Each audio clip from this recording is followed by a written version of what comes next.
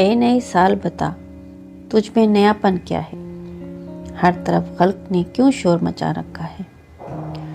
रोशनी दिन की वही, तारों भरी रात वही, आज हमको नजर आती है हर एक बात वही।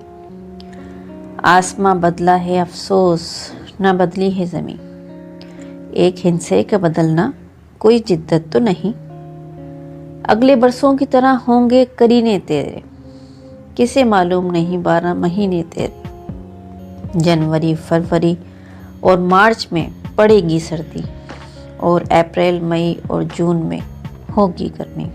तेरा मन दहर में कुछ खोएगा कुछ पाएगा, अपने मयाद बसर करके चला जाएगा। तू नया है तो दिखा सुबह नई शाम नई, वरना इन आँखों ने देखे हैं नए साल के।